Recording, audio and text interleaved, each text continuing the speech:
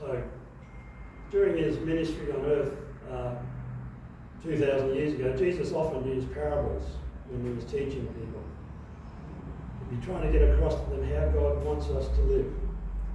And as a Christian, I always try to be a follower of Jesus, and that means trying to understand from the gospel what he was teaching us.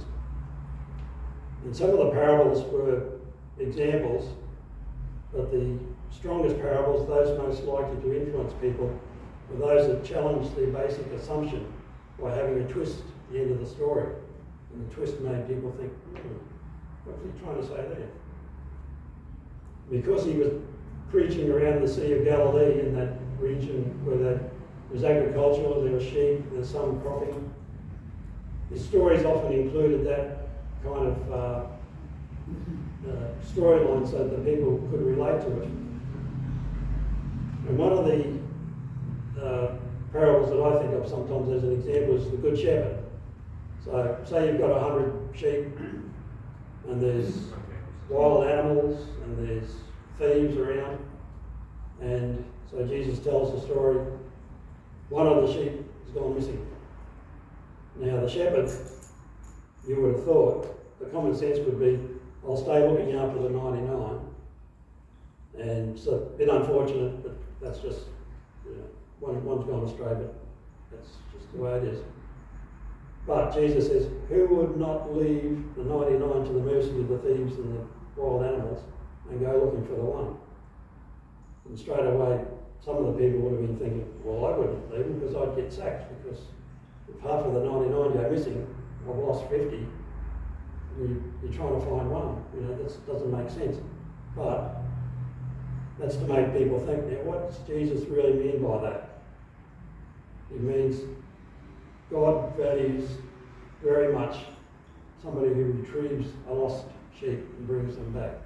And that's what you see on the, you probably haven't got it on your glass, you haven't got a stained glass mirror here, but I know at Butterham and lots of other churches, you actually have a stained glass window and you have the shepherd with the sheep on the shoulders bringing back the sheep saying, hooray, we've found the lost sheep.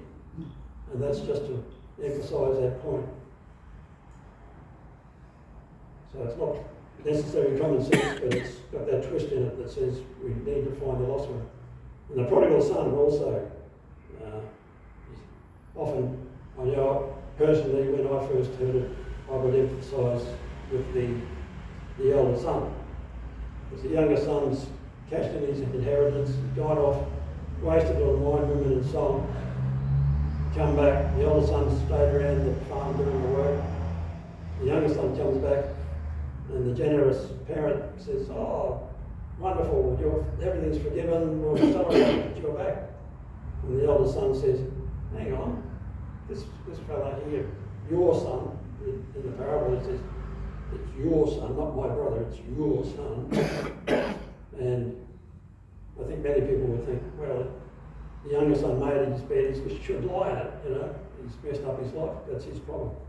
But no, Jesus wants us to forgive and be generous in that love. So those two stories make sense nowadays because everybody's got families and some have got brothers or sisters that they don't like particularly. So you still can relate to that these days. But the Good Samaritan parable doesn't work really these days. And why do I say that? Because we know from our upbringing that the Samaritan is well regarded. There's a drawing there by Rembrandt 400 years ago, and he's saying, the fellow that stops and helps the wounded man is a good guy. And if we hear where somebody's drowning and somebody else jumps in and risks their own life to save the person drowning, we say, oh, they've been a good Samaritan. And I don't know if you do those Operation Christmas Child shoeboxes here, but the organisation that puts those shoeboxes together and sends them over to third world countries for poor little children, that's called the Samaritan's Purse. And in Queensland and most other jurisdictions too, I think, there's actually legislation called Good Samaritan legislation. that gives you legal protection. So if you see somebody in distress and you try to help them, even if it's unsuccessful, you're legally covered, provided you haven't done anything really stupid in looking out and trying to help them. So all through our lives we've heard Good Samaritan, oh yeah, that's a good guy, that's a good neighbour. And so when we hear the parable that Kenny read out, we just sort of thought, oh yeah, well the Good Samaritan is a good neighbour, yeah, what's the big deal? So to understand better, we've got to try and understand what it was like at the time that Jesus told that story to a Jewish audience. So, my wife said to me, oh, you're on dangerous ground here because there's, you talk about Israel and Jews, and of course there's so much trouble going on over there now. And for many, many years there's been a lot of trouble going on in Israel with the Jews and with all the other modern troubles. So we're going to try and put that to one side. We're going to try and put ourselves back in the time of Jesus to understand what the parable was about at that time. So, Belinda, can I have the first map? I've got to get my pointer.